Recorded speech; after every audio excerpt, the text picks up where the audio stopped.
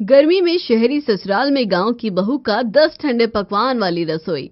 दोपहर का कड़कड़ाता समय है। स्वाति अभी अभी मार्केट से लौटी है। उसके चेहरे पर पसीना है और उसके एक हाथ में आइसक्रीम का बड़ा डिब्बा है और दूसरे में कोल्ड ड्रिंक की 2 बड़ी बोतलें।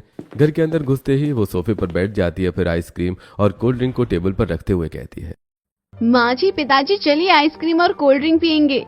अरे स्वाति बेटा, ये सब क्या उठा लाई हो, इतनी सारी बोतलें और ये डिब्बे।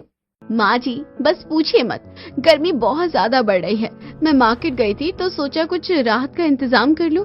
ये देखिए, मैं सबके लिए ढेर सारी आइसक्रीम, मैंगो कुल्फी और कोल्ड ड्रिंक लेकर आई हूँ। रुकिए, सबको अभी भी ठंडा ठंडा सर्व करती हूँ।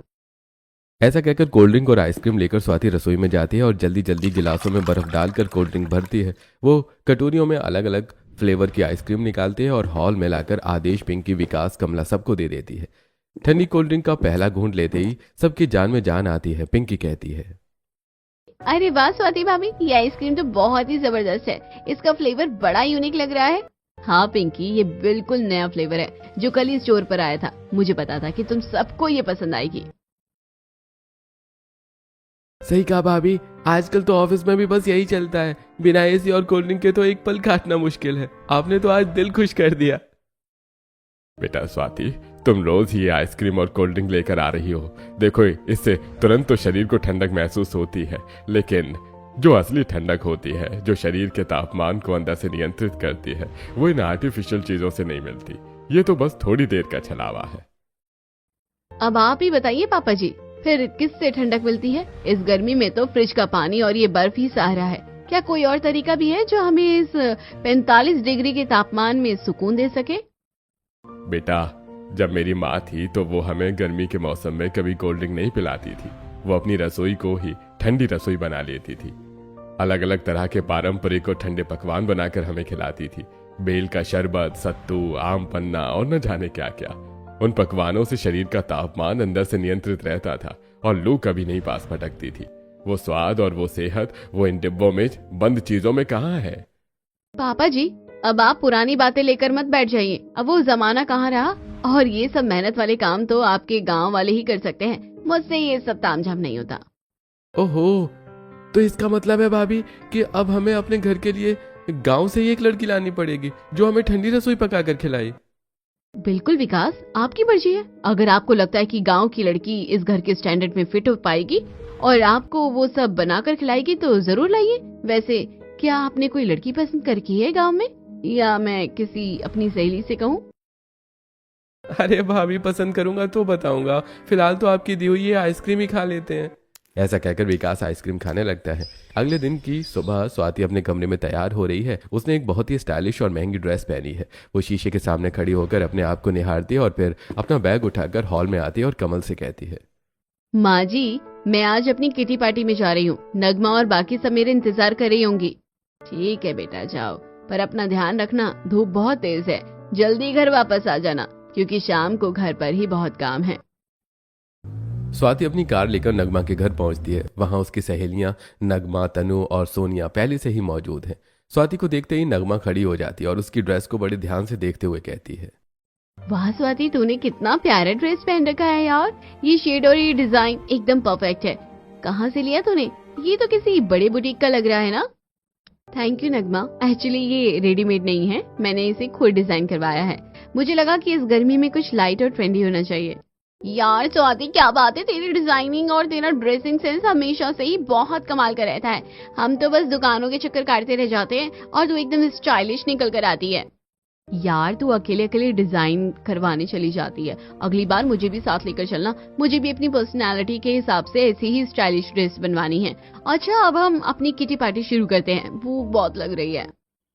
अब नगमा किचन में जाती है और ट्रे में रखकर ढेर सारे कोल्ड ड्रिंक, अलग अलग फ्लेवर के शरबत और आइसक्रीम लेकर आती है। सभी सहेलियां अपनी अपनी गिलास उठाती हैं और पीने लगती हैं। शरबत पीते हुए नगमा कहती है, सचमुच यार, बाहर इतनी आग बरस रही है और इस गर्मी में तो बस यही चिल्ड चीजें सुकून देती है। बिना इनके तो किटी पार्टी भी अधूरी लगती है। सुकून तो मिलता है नगमा, पर यार मैं तो ये कोल्ड ड्रिंक और मीठा पानी पी पी कर मोटी हो रही हूँ। मुझे तो सच में डर लगता है कि इन गर्मियों के 3 महीनों में मेरा 4-5 किलो वजन बढ़ जाएगा। फिर उसे घटाने में महीनों जिम में पसीना बहाना पड़ेगा। वजन की तो छोड़ो तनु, मेरे तो ये कोल्ड ड्रिंक और बाहर की इतनी ठंडी आइसक्रीम खा खा कर पेट में जलन होने लगती है। कल रात तो एसिडिटी के मारे नींद ही नहीं आई। वैसे भी मेरी दादी हमेशा कहती थी कि ये जो आर्टिफिशियल ठंडी चीजें है ना, ये बाहर से तो ठंडा करती है पर अंदर से शरीर की गर्मी को और बढ़ा देती है।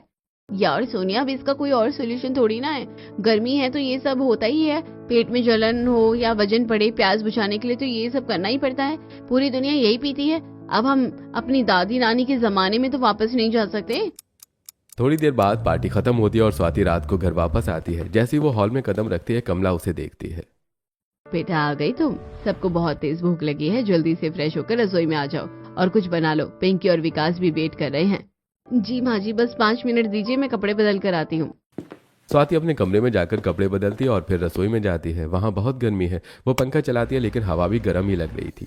वो चिढ़ते हुए दाल और चावल निकालती है और अपने आप से कहती है, क्या मुसीबत है, इतनी गर्मी में चूल्हे के पास खड़ा होना सजा जैसा लगता है। मैं ऐसा करती हूँ कि अभी दाल चावल बना लेती हूँ और साथ में ढेर सारी सब्जी भी काट लेती हूँ। रात को ही ज्यादा खाना बना लूंगी ताकि सुबह सुबह रसोई में फिर से इतनी देर न खड़ा होना पड़े। सुबह की नींद भी खराब नहीं होगी और नाश्ता भी फटाफट तैयार हो जाएगा। ऐसा सोचकर स्वाति ज्यादा मात्रा में खाना बना लेती है। खाने में वो दाल चावल, आलू गोभी की सूखी सब्जी, रोटी, पापड़ और साथ में ब्रेड सैंडविच भी बनाती है और डाइनिंग टेबल पर लगा देती है। सभी लोग खाना खाते हैं और अपने अपने कमरों में सोने के लिए चले जाते हैं। अगली सुबह पिंकी जल्दी तैयार होकर दरवाजे पर रसोई के आती है और कहती है, स्वाति भाभी, जल्दी से नाश्ता बना दो ना, मुझे आज कॉलेज के लिए जल्दी निकलना है और भैया को भी ऑफिस के लिए देर हो रही है। वैसे आज नाश्ते में क्या बना रही हो? हाँ हाँ पिंकी, बस 10 मिनट में तुम लोग डाइनिंग टेबल पर बैठो, मैं अभी सब तैयार करके लाती हूँ। सब कुछ रेडी है। पिंकी, विकास और आदेश डाइनिंग टेबल पर बैठते हैं। स्वाति रसोई से रात की बनी हुई दाल चावल और सब्जी को गर्म करके ले आती है। जैसे वो डिश का ढक्कन खोलती है तो सभी को खाने से कुछ स्मेल आती है।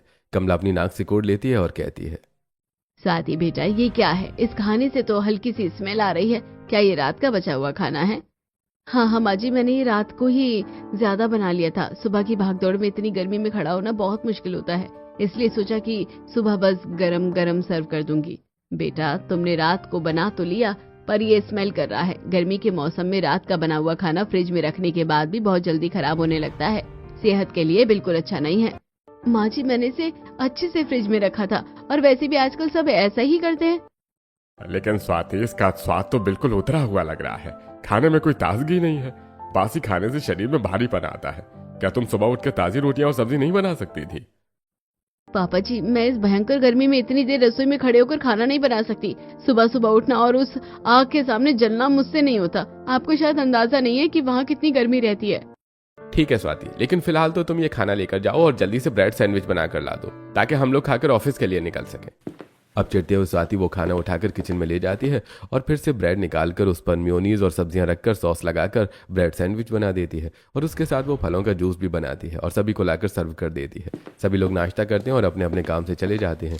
ऐसे कुछ दिन बीत जाते हैं। एक शाम को विकास जब ऑफिस से घर आता है तो वो सबको हॉल में बुलाता है और कहता है, माँ, पापा, आप सबके लिए एक बहुत जरूरी खबर है। स्वाति भाभी, आप भी सुनिए। क्या बात है बेटा, इतना खुश क्यों लग रहा है आज? माँ, अब मेरी भी शादी की उम्र हो गई है और आपने कहा था ना कि कोई अच्छी लड़की मिले तो बताना। मैंने अपने लिए लड़की देख ली है। वो मेरे दोस्त की बहन है। मेरा दोस्त यहाँ पर मेरे साथ ही जॉब करता है। लड़की का नाम राधिका है और वो गांव में रहती है। बहुत ही सुंदर और संस्कारी लड़की है। अरे ये तो बहुत अच्छी बात है। गांव की लड़की होगी तो घर अच्छे से संभालेगी। आदेश जी, हमें जाकर देखना चाहिए। अच्छा, तो आखिरकार गांव की लड़की मिल ही गई।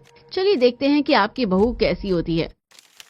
कुछ ही दिनों के बाद पूरा परिवार राधिका को देखने उसके गांव पहुंचता है। वहां गांव में चारों तरफ हरियाली है। फिर सभी राधिका के घर पहुंचते हैं। राधिका बहुत ही शालीनता से सबका स्वागत करती है। वो रसोई से एक बड़े बर्तन में कुछ लेकर आती है और सभी को देते हुए कहती है, आप सब इतनी दूर से आए हैं, बहुत थके होंगे। ये लीजिए, थोड़ा जलपान कीजिए। ये पांथा भात है। पांथा भात? ये क्या होता है बेटा? हमने तो पहले कभी इसका नाम नहीं सुना।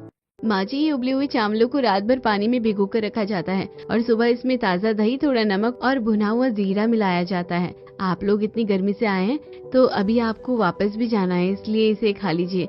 इससे मन और शरीर दोनों को तुरंत ठंडक मिलती है और पेट की गर्मी भी शांत होती है। राधिका के ऐसे कहने पर सभी लोग अपनी अपनी प्लेट में निकालकर पांथा भात खाने लगते हैं। पिंकी पांथा भात खाकर कहती है, अरे वाह भाभी, ये तो बहुत ही रिफ्रेशिंग है। इतना ठंडा और इतना टेस्टी। मैंने तो कभी ऐसा नहीं सोचा था कि चावल और दही का ऐसा कॉम्बिनेशन भी हो सकता है। आपको ऐसी और भी ठंडी डिशेस बनानी आती है क्या? हमारी राधिका को तो खाने का बहुत शौक है। इसे कम से कम 10 तरीके की ऐसी ठंडी डिशेस बनानी आती है जो खास गर्मियों के लिए होती है। जब ये आपके घर आएगी तो आप सबको रोज नई नई चीजें बनाकर खिलाएगी। अच्छा, तो इसे 10 तरीके की डिशेस आती है। अभी तो ये पांता भात खिलाकर सबको इम्प्रेस कर रही है। ससुराल आएगी तब देखूंगी इसका ये टैलेंट कितना टिकता है। और इस तरह राधिका और विकास की शादी की बातें पक्की हो जाती हैं और कुछ हफ्तों बाद धूमधाम से दोनों की शादी हो जाती है और राधिका तुरंत दुल्हन बनकर ससुराल आ जाती है। कमला आरती उतार कर राधिका का गृह प्रवेश करवाती है। उसके बाद सभी लोग अपने अपने कमरे में जाकर आराम करते हैं। अगले दिन राधिका तैयार होकर अपनी सास के पास आती है तो कमला उससे कहती है, राधिका बहू, आज तुम्हारी पहली रसोई की रस्म है, तो तुम किचन में आ जाओ और अपनी पसंद का खाना बनाकर हम सबको खिलाओ। वैसे मैं जानती हूँ कि तुम बहुत अच्छा खाना बनाती हो, तुम्हारी माँ ने बताया था। राधिका, तुमने अपने घर का पांता भात बनाकर खिलाया था ना, जो वो हमें बहुत पसंद आया था। आज भी ऐसे ही कोई ठंडी डिश बनाकर खिलाओ जिसका स्वाद हमें अच्छा लगे। जी जेठ जी, आप चिंता मत कीजिए, मैं आपको आज गांव की अच्छी अच्छी डिश बनाकर खिलाऊंगी। ऐसा कहकर राधिका रसोई में जाती है और खाना बनाना शुरू करती है। वो सबसे पहले मलाईदार लस्सी तैयार करती है। उसके बाद वो ताज़ी लौकी निकालती है और उसे बहुत बारीक काटती है और फिर उसे उबाल कर छान लेती है और फिर दही में कुछ मसाले और उबली हुई लौकी डालकर लौकी का रायता तैयार करती है और लस्सी और रायता को फ्रिज में ठंडा होने के लिए रख देती है। फिर वो बाकी खाना बनाने में लग जाती है। तभी स्वाति वहाँ आती है और राधिका को खाना बनाते देखकर कहती है, अरे राधिका, ये पहली रसोई में तुम लौकी की सब्जी बना रही हो? शहर में पहली रसोई में कुछ हैवी, कुछ शाही बनाया जाता है, जैसे पनीर लबाबदार या मलाई कोफ्ता। ये बीमारों वाला खाना कौन बनाता है? जेठानी जी, गर्मी का मौसम बहुत बढ़िया है। पनीर और कोफ्ते शरीर में भारीपन और गर्मी पैदा करते हैं। लौकी की तासीर बहुत ठंडी होती है और ये लौकी की सब्जी नहीं बल्कि लौकी का रायता है। मुझे विश्वास है कि सभी को बहुत पसंद आएगा। ठीक है देवरानी जी, तो जो आपका मन है वही बनाइए, देखेंगे कि कैसा लगेगा। ऐसा कहकर स्वाति वहां से चली जाती है और राधिका खाने में दाल चावल, आलू और पालक की सब्जी, पतली पतली रोटियां, आम और पुदीने की चटनी, पापड़ और सलाद, यह सब कुछ बनाकर डाइनिंग टेबल पर लगा देती है। आदेश और कमला खाना देखकर बहुत खुश होते हैं। तब आदेश कहता है, वाह राधिका, आज सालों बाद पहली रसोई में इतना सात्विक और ठंडा खाना देखकर मन भर आया, वरना आजकल तो लोग मिर्च मसालों से शरीर जला लेते हैं। भाभी, आपने तो उस दिन गांव में कहा था कि आपको 10 तरीके की डिशेस आती है। ये लौकी का रायता तो आपके दूसरे नंबर की डिश हुई ना, और आप हमें पूरे 10 तरह की डिश बनाकर खिलाएंगे ना? जरूर पिंकी, आप लोग खाना खाइए और बताइए कैसा है। सभी लोग खाना खाते हैं और राधिका की बहुत तारीफ करते हैं। राधिका की तारीफ सुनकर कहीं ना कहीं स्वाति को जलन हो रही थी। धीरे धीरे दिन बीतने लगते हैं और राधिका घर को अच्छी तरह संभालने लगती है। साथ ही वो ताज़ा और अच्छा खाना बनाकर सभी को खिलाती है। ऐसे कुछ दिन बीत जाते हैं। एक दिन शहर में एक बड़ी बिजनेस सक्सेस पार्टी है जिसमें आकाश और विकास के ऑफिस के सभी बड़े लोग शामिल हुए हैं। पूरा परिवार वहां आ जाता है और बाहर भयंकर उमस है। पार्टी में भारी मसालेदार खाना, तंदूरी स्टार्टर्स और ढेर सारी कोल्ड ड्रिंक सर्व की जाती है। वो लोग खाना खाकर वापस आते हैं तो सबकी हालत खराब हो जाती है। आदेश कहता है, ओफो, कितनी गर्मी थी वहाँ, ऊपर से वो तंदूरी चिकन और मसालेदार कबाब, पेट में जैसे आग लग गई है। एसी में बैठने के बाद भी शरीर तप रहा है। हाँ जी, मेरा तो जी घबरा रहा है। ऐसा लग रहा है जैसे हम सबको लू लग गई हो और ऊपर से इतनी ठंडी कोल्ड ड्रिंक पी ली, अब गले में जलन हो रही है। माँ जी, मुझे भी ऐसा लग रहा है कि मुझे धूप की वजह से लू लग गई है, पर रुकिए मैं जीरा सोडा लेकर आती हूँ। वैसे भी इन भारी खानों के बाद सोडा ही सबसे बेस्ट है। ऐसा कहकर स्वाति रसोई में जाती है और फ्रिज से जीरा सोडा की बोतलें निकालती है। तभी राधिका रसोई में आती है और कहती है, जेठानी जी, आप सोडा मत पिए। सोडा में गैस होती है जो पेट की जलन को और बढ़ा देगी, और वैसे भी लू लगने पर आम पन्ना पीना चाहिए। मैं ऐसा करती हूँ कि भुना हुआ जीरा और चिया सीड डालकर आम पन्ना बना देती हूँ। बस 2 मिनट में सबका हाजमा ठीक हो जाएगा और लू का असर भी खत्म हो जाएगा। राधिका, तुम अपनी ये गांव की चीजें बंद करो। सोडा इंटरनेशनल ड्रिंक है, तुरंत डकार आती है और राहत मिलती है। तुम क्या ये बीज लेकर आ गई? जेठानी जी, सोडा सिर्फ धोखा है। ये चिया सीड्स और आम का शरबत पेट की एसिडिटी को सोख लेता है। आप अपना सोडा ले जाइए, मैं ये शरबत ले चलती हूँ। देखते हैं सबको क्या पसंद आता है। राधिका के ऐसा कहने के बाद स्वाति अपना जीरा सोडा लेकर हॉल में चली जाती है। इधर राधिका फ्रिज में रखे हुए उबले आम को निकालती है, उसे उसके पल्प को पानी में घोलती है, उसे छान लेती है। फिर उसमें बर्फ और भुने जीरे का पाउडर, काला नमक, कुछ धनिया, पुदीना के पत्ते डालती है और फिर पहले से भिगे हुए चिया सीड डालकर आम पन्ना तैयार करती है और उसे गिलास में छान कर बाहर ले आती है, जहाँ स्वाति सभी को जीरा सोडा दे रही होती है। राधिका को देखकर पिंकी अपना जीरा सोडा का गिलास रखते हुए कहती है, भाभी सोडा नहीं पीना, पेट और फूल जाएगा। आपके हाथ में क्या है राधिका भाभी? ये आम पन्ना है पिंकी। धूप से आने की वजह से जो डिहाइड्रेशन हुआ है और जो लू लगी है उससे तुरंत ठीक हो जाएगा। इसे पी लीजिए, ये आपके पाचन तंत्र को भी शांत कर देगा। राधिका की बात सुनकर सभी अपना अपना जीरा सोडा के गिलास रख देते हैं और राधिका से आम पन्ना का गिलास लेकर पीने लगते हैं। सभी को वो बहुत पसंद आता है। तब आदेश कहता है, आहा गजब, राधिका इसे पीते ही जैसे कलेजे में ठंडक पड़ गई। सोडा पीकर तो गला जलता है, पर ये तो अमृत जैसा लग रहा है। स्वाति बेटा, बुरा मत मानना, पर आज राधिका की ये गांव वाली ड्रिंक तुम्हारे सोडे से लाख गुना बेहतर है। भाभी ये तो आपके तीसरी नंबर वाली डिश हो गई है। आपने कहा था कि 10 तरह की चीजें बनाएंगी, 3 हो गई हैं। पांता भात, लौकी की सब्जी और ये आम और सीड शरबत। ठीक है, अब एक शरबत क्या बना लिया तुम लोग, तो ऐसे इसके गुणगान करने लगे। स्वाति, इसमें बुरा मानने वाली क्या बात है? तुम भी इसे पीकर देखो, बहुत ही टेस्टी है। आकाश के फोर्स करने पर स्वाति भी आम पन्ना पीती है। उसे भी वो बहुत अच्छा लगता है, लेकिन वो कुछ नहीं कहती। अगले दिन दोपहर का समय है। पिंकी कॉलेज से लौटी है और उसका चेहरा धूप से उतरा हुआ है। उसी समय आदेश भी बाहर से आया है और सोफे पर बैठ गया है। तभी दोनों बेटे भी ऑफिस से आ जाते हैं। तभी कमला राधिका से कहती है, राधिका बहू, सभी लोग आ गए हैं, सबको भूख लगी होगी, तुम जल्दी से दाल चावल सब्जी रोटी बना लो। माँ भूख तो बहुत लगी है, पर ये दाल चावल देखने का मन भी नहीं कर रहा। हाँ स्वाति, आज मेरा भी खाना खाने का बिल्कुल मन नहीं है। पेट बड़ा ही गरम गरम लग रहा है। अरे फिक्री क्यों करती हो, मैं बाहर से कुछ अच्छा खाना लेकर आती हूँ जो आप लोगों को खाने का मन करे। ऐसा कहकर स्वाति बाजार चली जाती है। तभी राधिका कहती है, मैं ऐसा करती हूँ कि कुछ ठंडा बना देती हूँ। ऐसा कहकर राधिका रसोई में जाती है और सत्तू का डिब्बा निकालकर सत्तू को घोलकर उसमें कुछ मसाले मिलाकर सत्तू का शरबत बना लेती है और उसे ट्रे में रखकर बाहर ले आती है। तभी वो देखती है कि स्वाति भी बाजार से चीज बर्गर और कोल्ड ड्रिंक लेकर आई है। स्वाति सभी को चीज बर्गर और कोल्ड ड्रिंक देते हुए कहती है, लीजिए आप लोग ये चीज बर्गर खाइए, आपको बहुत मजा आएगा, और साथ में कोल्ड ड्रिंक भी पीजिए।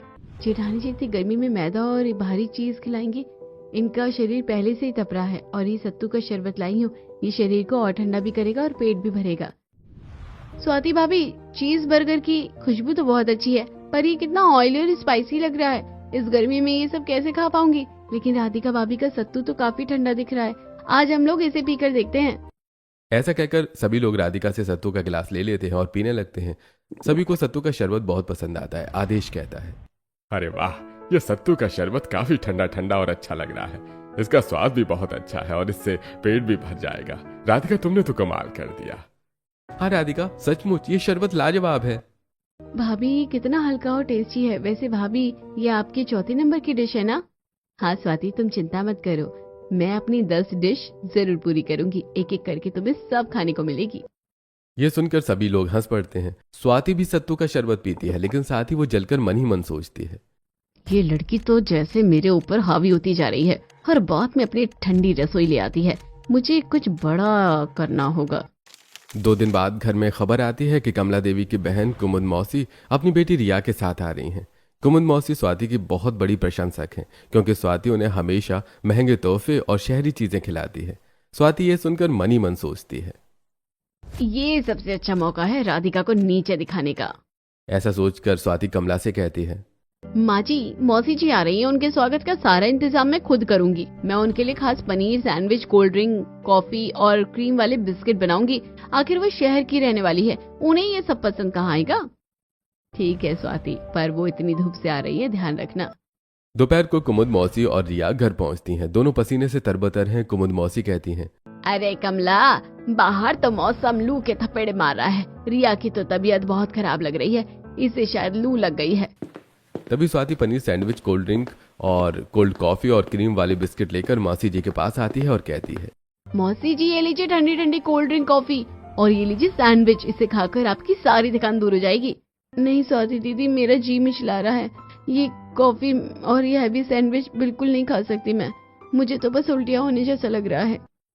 तभी राधिका भी वहां पर ठंडा ठंडा नींबू पानी लेकर आती है और मेहमानों को सर्व करते हुए कहती है, बुआ जी, रिया इसे धीरे धीरे सिप लेकर पीजिए, ये लू का सबसे बड़ा दुश्मन है, आपको ये बहुत अच्छा लगेगा।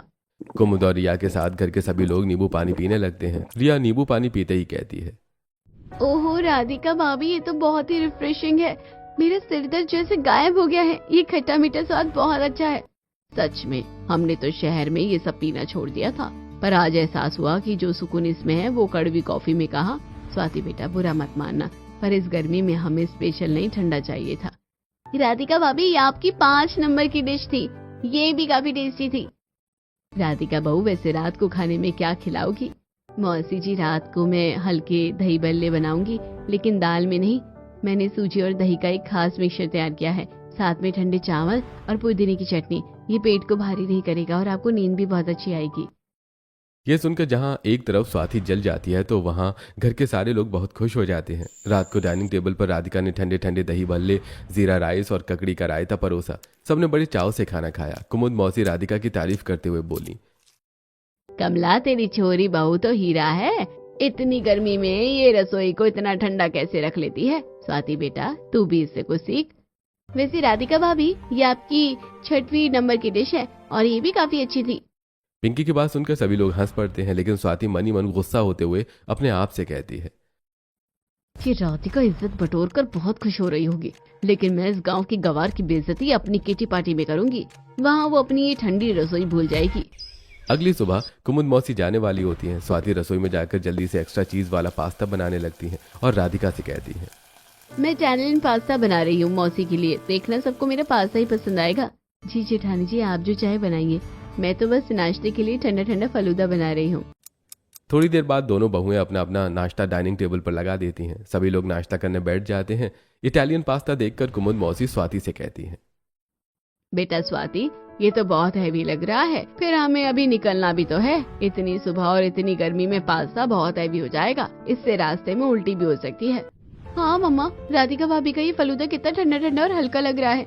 मुझे लगता है हम सबको यही खाना चाहिए। रिया के ऐसा कहने पर परिवार के सभी लोग फालूदा पीते हैं और राधिका की बहुत तारीफ करते हैं। पिंकी फालूदा पीकर कहती है, भाभी सचमुच ये फलूदा तो बहुत टेस्टी बना है और ये आपकी 7वें नंबर वाली डिश भी है। पिंकी की बात सुनकर राधिका मुस्कुरा देती है। नाश्ता करने के बाद कुमुद और रिया अपने घर के लिए निकल जाती हैं। ऐसे कुछ दिन बीत जाते हैं। एक दिन दोपहर के समय बाहर गली में एक दही वाला जोर जोर से आवाज लगा रहा था, दही ले लो, दही एकदम ताजा और ठंडा ठंडा दही ले लो। बहू जरा बाहर देखो तो, दही वाला आया है। गर्मी में घर का जमाया हुआ दही भी जल्दी खट्टा हो जाता है। ताजा दही ले लो, रात को कड़ी बना लेंगे। माँ जी, आप इन फेरी वालों से दही क्यों खरीद रही हैं? ये लोग पानी मिलाते हैं और साफ सफाई भी नहीं रखते। मैं शाम को मार्केट से पैकेट वाला दही मंगा लूंगी, वो गाढ़ा और मीठा होगा। जेठानी जी, गांव का ये दही थोड़ा खट्टा जरूर होता है, पर इसकी तासीर बहुत ठंडी होती है और कड़ी बनाने के लिए तो थोड़ा खट्टा दही ही सबसे अच्छा होता है। मैं ले लेती हूँ। आज मैं आप सबको ठंडी कड़ी और चावल खिलाऊंगी। ठंडी कड़ी? कड़ी तो हमेशा गरम गरम खाई जाती है। तुम क्या अब हमें बर्फ डालकर कड़ी खिलाओगी? सच में गाँव वालों का दिमाग भी उनकी रसोई जैसा ही होता है। आप बस खाकर देखिएगा जेठानी जी, मैं दही ले लेती हूँ। राधिका दही लेती है और रसोई में जुट जाती है। वो बेसन के छोटे छोटे पकौड़े बनाती है और उन्हें पानी में भिगोकर नरम कर देती है। कड़ी को वो धीमी आंच पर पकाती है और फिर उसे पूरी तरह ठंडा होने के लिए रख देती है। शाम को वो कड़ी में पकौड़े डालती है और ऊपर से हरा धनिया और पुदीना छिड़कती है और रात के खाने में चावल के साथ सभी लोगों को ठंडी दही कड़ी सर्व करती है। सभी लोग दही कड़ी और चावल खाते हैं। आकाश कहता है, अरे वाह राधिका, ये तो अद्भुत है। कड़ी ठंडी होने के बाद इतनी टेस्टी लगती है, मैंने सोचा भी नहीं था। इसमें तो मिर्च भी नहीं लग रही है। हाँ भाभी, कड़ी और चावल बहुत अच्छे लग रहे हैं। वैसे भी ये आपकी 8वीं डिश हो गई है ना भाभी? बिल्कुल, ठंडी कड़ी और चावल, गर्मियों का इससे बेहतर डिनर नहीं हो सकता। स्वाति बेटा, तुम भी चखो, देखो इसमें कितना सुकून है। नहीं पापा जी, मेरा पेट थोड़ा ठीक नहीं है, मैं बस दूध पीकर सो जाऊंगी, आप लोग खा लीजिए। स्वाति ऐसा कहकर रसोई में जाती है और एक गिलास दूध निकालकर डाइनिंग पर आकर बैठकर पीने लगती है और साथ ही मन सोचती है, ये राधिका आज इतनी खुश हो रही है ना, मैं इसे किटी पार्टी में ले जाकर इसकी बेइज्जती करके इतना ही दुखी करूंगी। खाना खाकर सभी लोग अपने अपने कमरे में जाकर आराम करते हैं। अगले दिन शाम को स्वाति राधिका के पास आती है और कहती है, आज मेरी सहेलियों के साथ मेरी किटी पार्टी है। वो कह रही थी कि मैं तुम्हें भी साथ लेकर आऊं, तो तुम जल्दी से तैयार हो जाओ, हम किटी पार्टी में चलेंगे। जी जेठानी जी, मैं जरूर चलूंगी। अब स्वाति अपने कमरे में जाती है और किटी पार्टी के लिए तैयार होने लगती है। वो एक बहुत ही महंगी शिफॉन की साड़ी पहनती है और मेकअप करती है। इधर राधिका एक साधारण सुंदर सी साड़ी पहनती है और माथे पर एक छोटी सी बिंदी लगाती है। फिर दोनों देवरानी जेठानी तनु के घर किटी पार्टी में पहुंचती हैं। स्वाति सभी लोगों को अपनी देवरानी से मिलाती है। तब नगमा कहती है, अरे स्वाति, ये तुम्हारी देवरानी है? वैसे तुम तो इतनी स्टाइलिश हो, थोड़ा स्टाइल अपनी देवरानी को भी सिखाना चाहिए था। आज के जमाने में कौन ऐसी सूती साड़ी पहनता है? क्या सिखाऊं तनु, गाँव की है ना, इसे ये सब स्टाइलिश कपड़े पहनने की आदत नहीं है।